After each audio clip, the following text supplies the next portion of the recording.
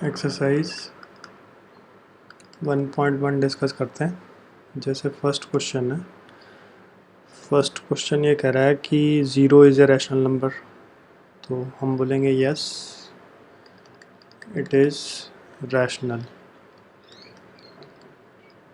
क्योंकि 0 को हम 0/1, 0/2, 0/3 सो ऑन कुछ भी एक्सप्रेस कर सकते हैं।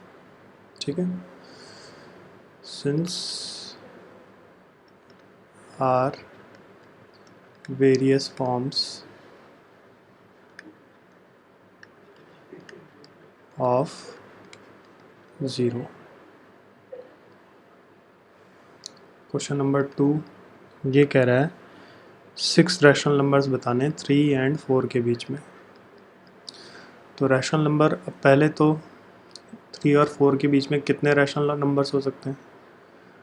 तो there are infinite rational numbers. Infinite rational numbers, infinite का मतलब ये हुआ इतने कि हम काउंट भी नहीं कर सकते। ठीक है, अब लिखने लगे। जैसे फर्स्ट 3 और 4 के बीच में लिख रहे हैं 3.1, 3.2, 3.3, 3.4, 3.5, 3.6, 6, ऐसे लिख लो, ऐसे लिख सकते हैं। दूसरा तरीका क्या हो सकता है?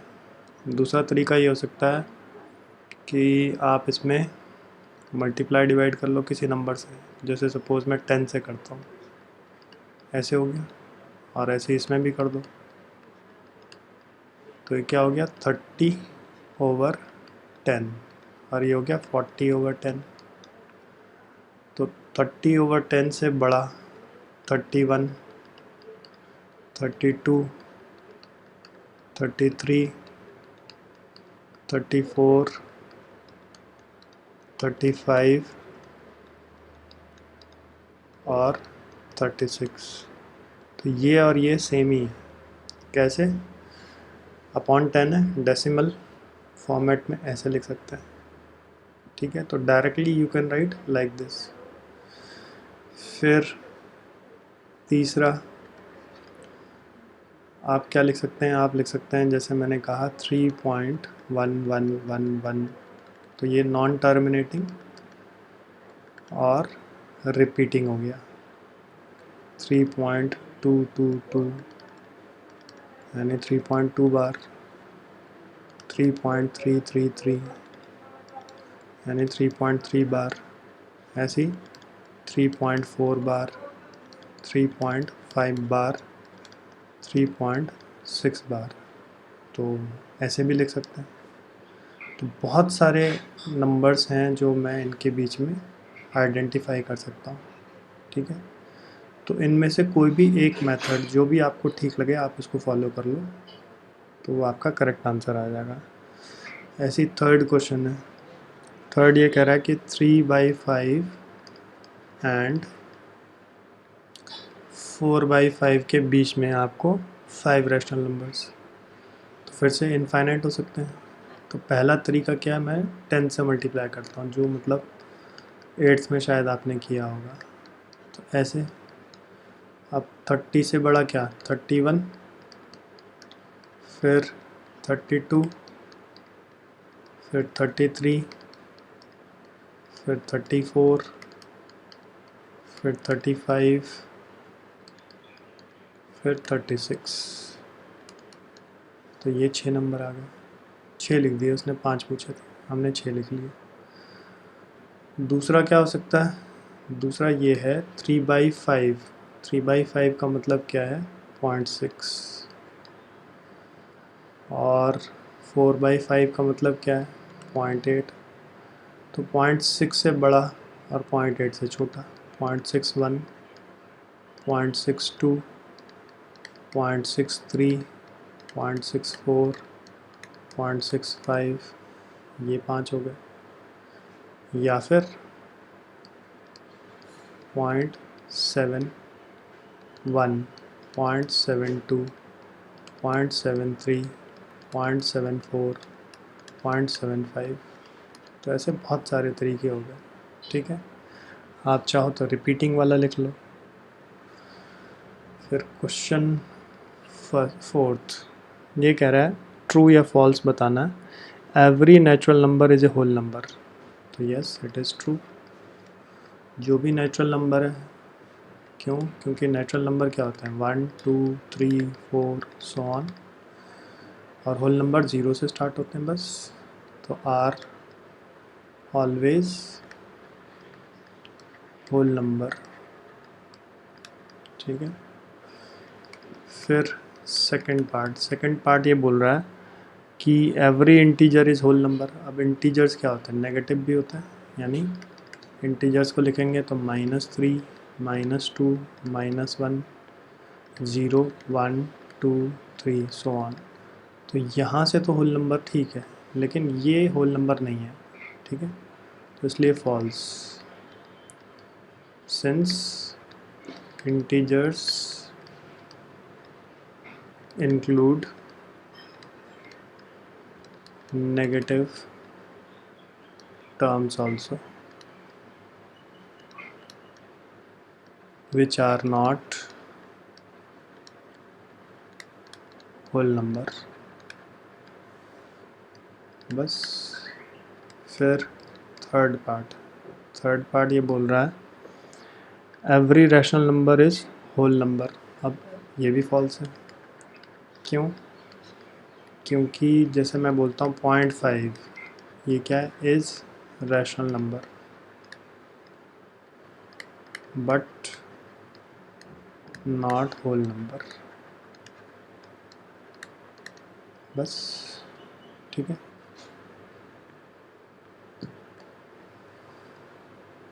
अब ये एक्स्ट्रा क्वेश्चन है। तो क्वेश्चन ये है कि find 3 rational numbers between √3 and √5। तो आप इसको ऐसे समझो कि √3 का वैल्यू क्या होता है 1.732 ऐसे, ठीक है। और √5 का जो वैल्यू होता है ये होता है 2.23 ऐसे। तो इससे बड़ा और इससे छोटा है, इनके बीच में रैशनल नंबर लिख लो। तो रैशनल नंबर कुछ भी हो सकता है, 1.7 से बड़ा होना चाहिए।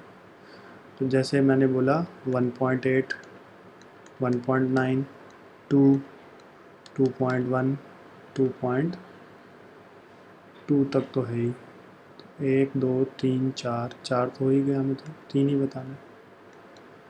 तो एक तरीका तो ये है, ठीक है। दूसरा ऐसे भी लिख सकते हैं 1.818181 सो ऑन, मतलब दो टर्म्स रिपीट होती जा रही है, रिपीटिंग वाला।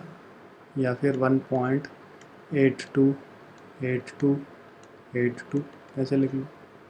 1.838383 ऐसे लिख लो। 3 नंबर ही हो गए। तो ऐसे आप खुद बहुत सारे निकाल सकते हैं, बट सिर्फ पॉइंट क्या है कि आपको इसकी और इसकी वैल्यू पता होनी चाहिए। तो वैल्यू याद रख लो। याद ना रख सको तो कैलकुलेट करना आना चाहिए। कैलकुलेट कैसे करते हैं वो सिखा दे रहा हूँ।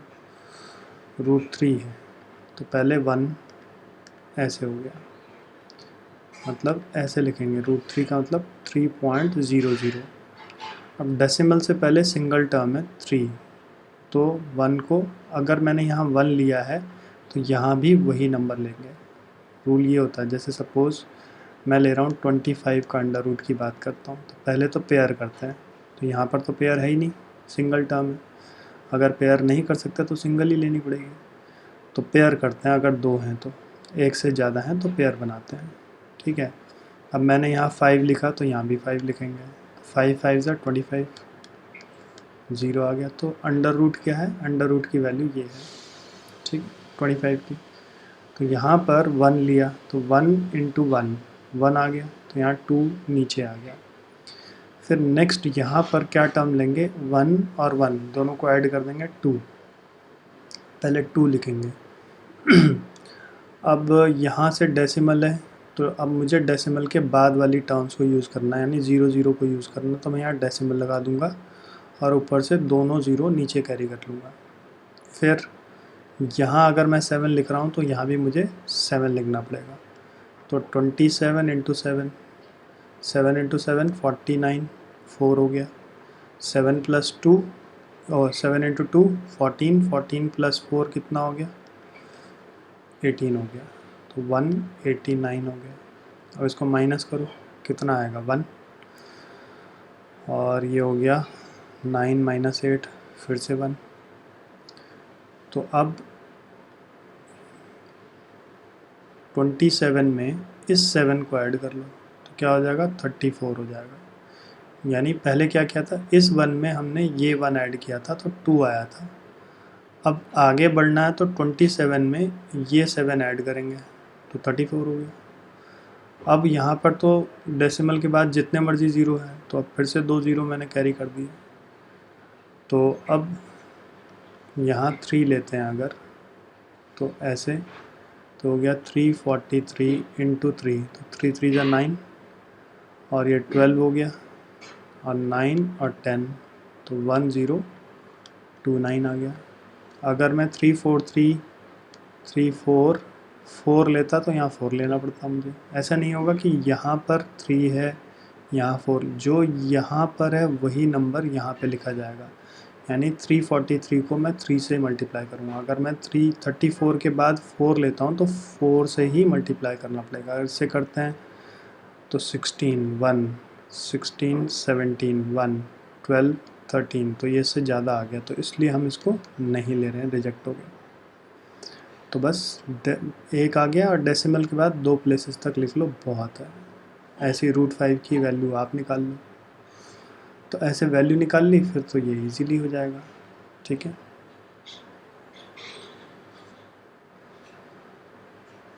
इसके बाद एक और क्वेश्चन एक्स्ट्रा लेते हैं। एक्स्ट्रा ये है कि इर्रेशनल नंबर बताओ, find 3 irrational numbers between 1 and 2। 1 and 2 के बीच में 3 इर्रेशनल नंबर्स बताओ। तो इर्रेशनल नंबर्स हमने क्या बोला था? ऐसे जो नॉन टर्मिनेटिंग नॉन रिपीटिंग है, एक 1 है एक 2 है। तो 1 पॉइंट ऐसे लिख सकते हैं 0 1 2 3 1 1 0 0। तो कोई भी पर्टिकुलर टर्म ऐसी नहीं है जो बार बार वही रिपीट कर रही है। तो ये हो गया एक। ऐसी 1.1 5 6 0 7 8 4 9 ऐसे, ठीक है। 1.4 5 7 6 0 0 1 3 9 ऐसे कुछ भी आप लिख लो, ठीक है। तो ये मेरा आंसर आ गया। एग्ज़ाम्पल है जैसे 3, आपको √2 लोकेट करना है on number line, on number line. तो उसके लिए आप क्या करो, स्टेप 1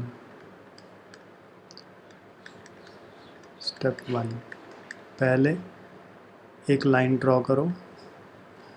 जैसे ये A हो गया, ये B हो गया, तो take AB is equal to 1 inch. 1 inch का ले लो, क्योंकि 1 सेंटीमीटर ज़्यादा छोटा हो जाएगा। फिर step 2, draw 90 degree angle, 90 degree at B। यहाँ पर 90 डिग्री का ऐसे ड्रॉ कर लो, या तो कॉम्पास से ड्रॉ करो या फिर D प्रोटेक्टर से ड्रॉ करो, ठीक है। फिर step 3, take BC is equal to 1 inch. तो B से C तक फिर से 1 इंच ले लो, ठीक है। फिर स्टेप 4, ज्वाइन करिए A और C को। ए और सी को ज्वाइन कर लो ऐसे, ठीक है, स्केल से। अब आप क्या करो, पाइथागोरस थ्योरम लगा रहे हैं, ये 1 है, ये 1 है, तो यूजिंग पाइथागोरस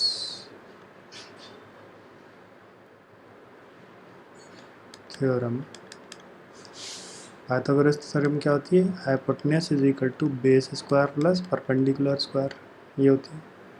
तो हाइपोटेन्यूस क्या है, ए सी, बेस क्या है 1, परपेंडिकुलर क्या है 1, कितना आ गया 1 + 1 2, तो ए सी स्क्वायर 2 आ गया, तो यहाँ से ए सी कितना आया √2, ठीक है। तो ये डिस्टेंस मेरी क्या आ गई, √2 आ गई।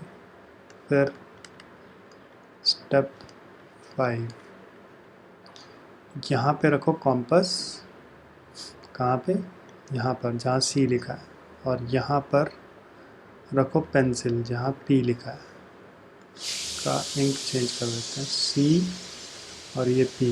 ये आपको फिगर में दिखाना नहीं है, सिर्फ आपको बता रहा हूँ मैं कि यहाँ पे कॉम्पस का टिप रखो, जो पॉइंटेड पोर्शन होता है यहाँ पर रखो पेंसिल का, मतलब कॉम्पस लगाया यहाँ पे, उसका टिप है पिन वाला, यहाँ पर पेंसिल वाला है, और फिर पेंसिल से ही ऐसे नीचे आर्क लगा दो यूँ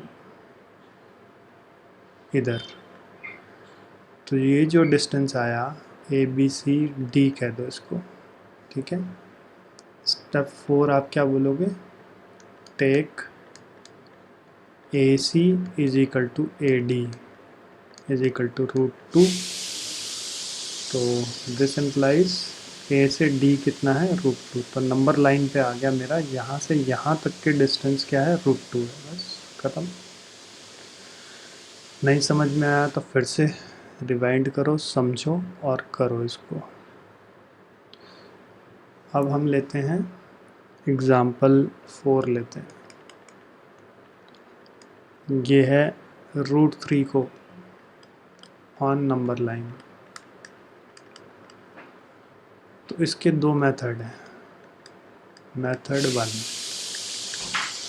पहले मेथड 1 ले लेते हैं। क्या, ये हमने एक लाइन ली, ये ए हो गया, ये बी हो गया, ये है ए बी 1 इंच, सेम जो ऊपर किया था। Step 1, A B 1 inch. Step 2, take B is equal to 90 degree.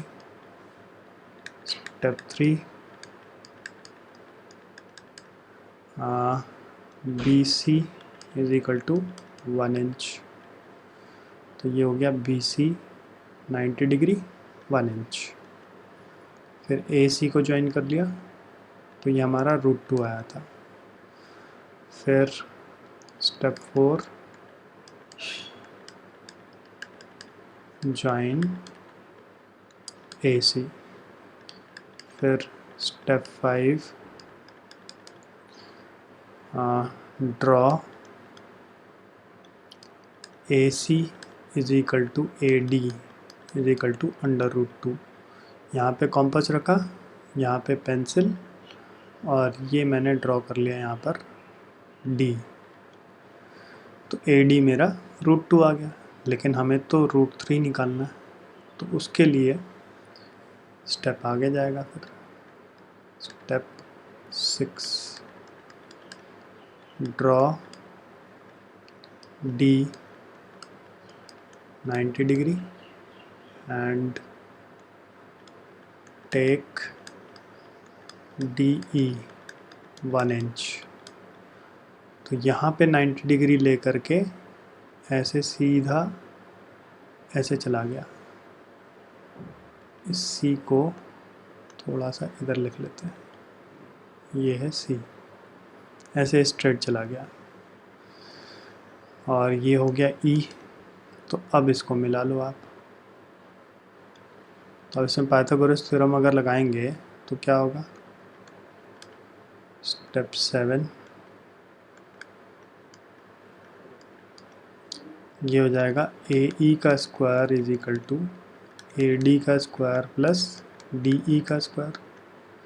तो ए डी मेरा क्या है, √2 आया था, तो √2 का स्क्वायर हो जाएगा ये। और ये क्या आया था, 1 का स्क्वायर, यानी 2 + 1 3 हो गया। तो ए ई क्या आएगा, ए ई आ गया √3। तो ए ई √3 है, तो फिर क्या करेंगे, स्टेप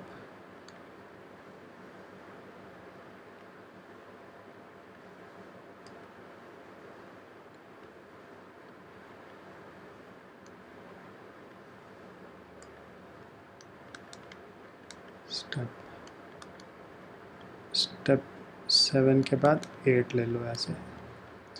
इसमें आप क्या लोगे, ए ई √3 आ गया, तो A E is equal to A F is equal to √3, यानी यहाँ पे पेंसिल और यहाँ पे कॉम्पस, फिर से कलर चेंज करते हैं, यहाँ पे कॉम्पस और यहाँ पर पेंसिल। तो फिर पेंसिल से ऐसे नीचे आर्क लाइक दिस, तो ये ए एफ हो जाएगा। तो ए एफ इज़ √3। तो एक तरीका ये है। दूसरा तरीका क्या है कि पहले मेथड 2,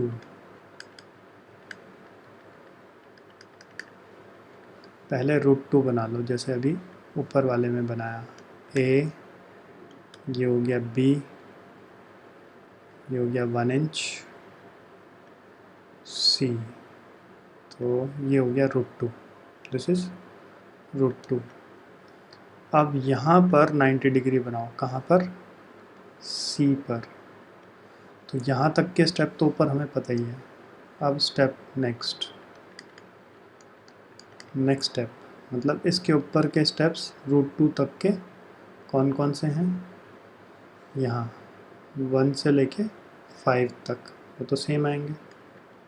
स्टेप 1 से लेके 5 तक, ये स्टेप्स लिखने नहीं होते हैं पेपर में, मैं सिर्फ इसलिए समझा रहा हूँ क्योंकि करके उस तरह से नहीं बता सकते, तो स्टेप वाइज बताएंगे तो थोड़ा सा बेटर रहेगा। तो स्टेप 6 क्या, ड्रॉ एंगल सी 90 डिग्री, ठीक है। तो यहाँ पर 90 डिग्री आएगा ऐसे, इस तरह से। तो ये हो गया डी। तो अब इसको ज्वाइन अगर मैं करता हूँ, ए और डी को ऐसे ज्वाइन कर लिया, तो इस ट्रायंगल में पाया, तो ये कितना, 1 inch, take C D is equal to 1 inch. तो अब इसमें पाइथागोरस थ्योरम लगाएंगे तो ये √3 आ जाएगा। तो फिर स्टेप 7,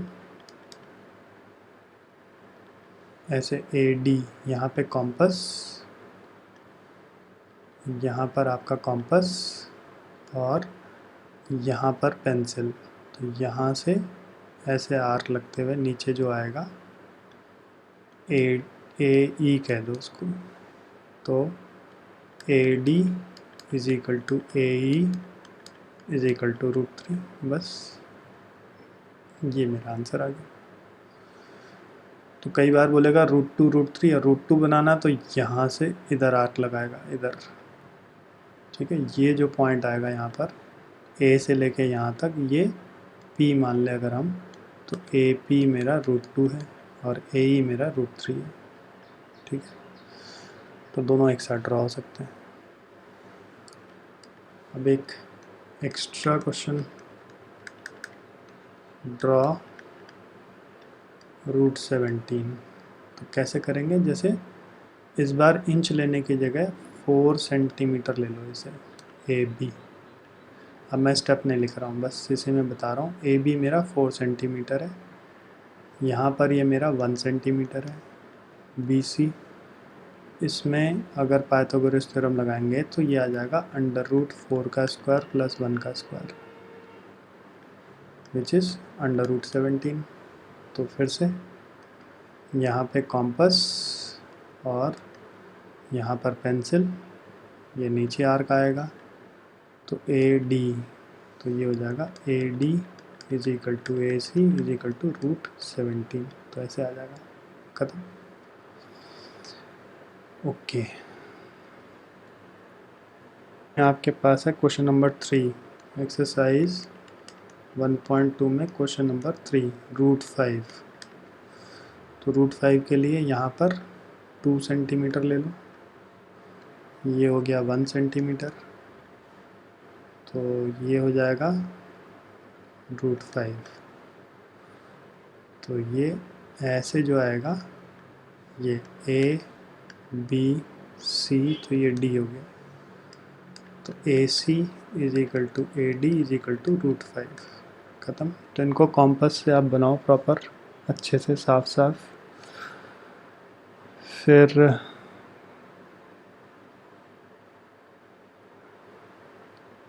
क्वेश्चन नंबर फर्स्ट क्या कह रहा है? फर्स्ट ये कह रहा है, state whether the following are true और false, every irrational number is real.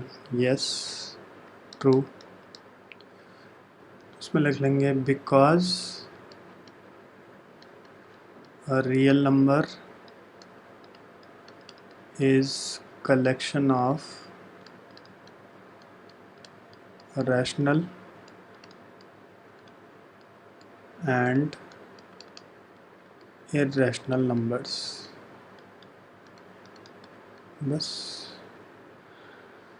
ये फर्स्ट पार्ट है। सेकंड पार्ट क्या बोल रहा है? ये कह रहा है every point on number line is of the form root m, where m is a natural number।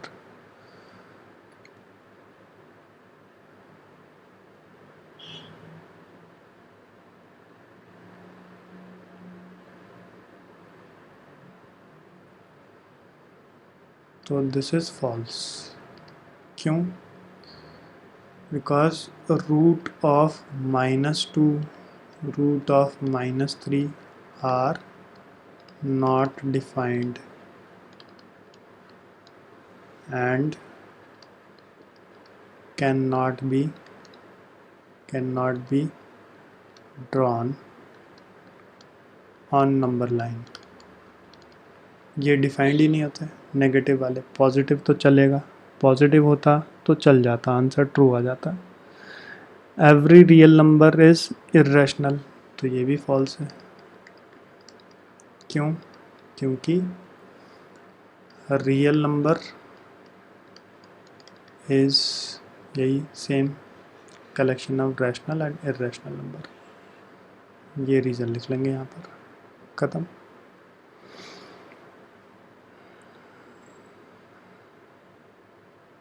फिर सेकंड क्वेश्चन कह रहा है कि क्या square root of all positive integer irrational है?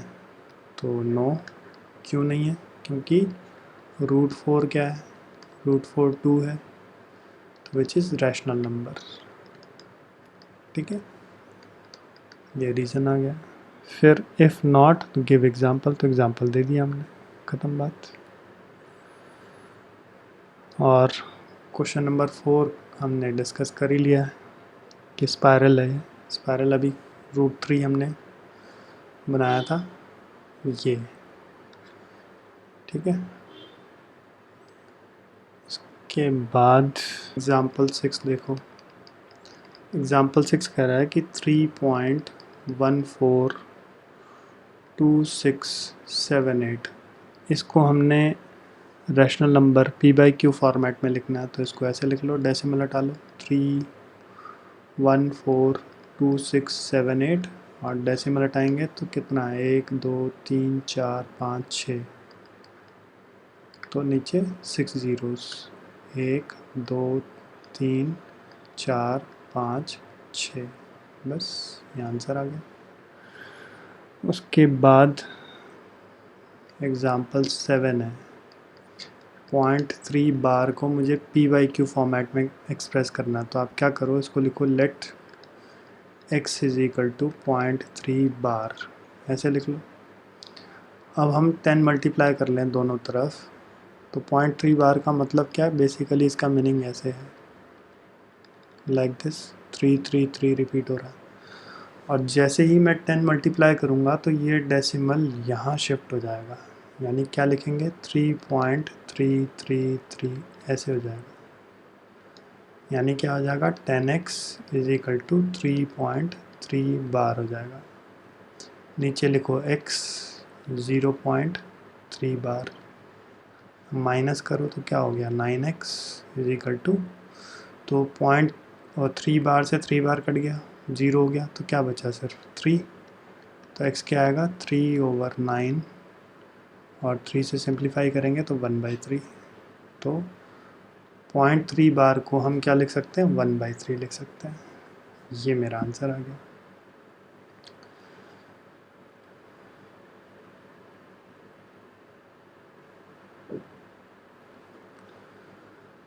तो इसके बेसिस पे जैसे एक्स्ट्रा एक और ले लेते हैं, ये है 0.7 बार, ताकि अंडरस्टैंडिंग और अच्छी हो जाए।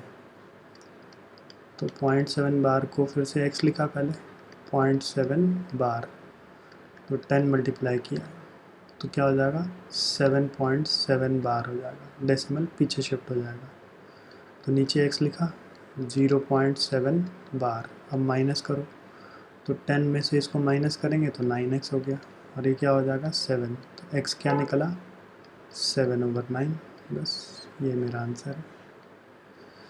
ऐसे ही अगर एक और एग्जांपल देखें, ये है 0.9 बार, तो इसको x लिखा पहले 0.9 बार, फिर 10 मल्टीप्लाई कर लिया तो ये हो जाएगा 9.9 बार। अब तो क्लैरिटी हो ही रही होगी कि क्या करना है। फिर 0.9 बार लिखा, फिर माइनस कर दिया तो 10x माइनस x कितना आ जाएगा 9x, तो क्या हो गया 9, ये माइनस किया 9.9 बार, 0.9 बार कट के 0 हो गया, तो x क्या निकला 9/9, दैट मीन्स 1। ये मेरा आंसर है। अब अगर आपको क्वेश्चन ये कह रहा है कि फाइंड करिए value of 0.3 bar, 0.4 bar, 0.7 bar in p/q form,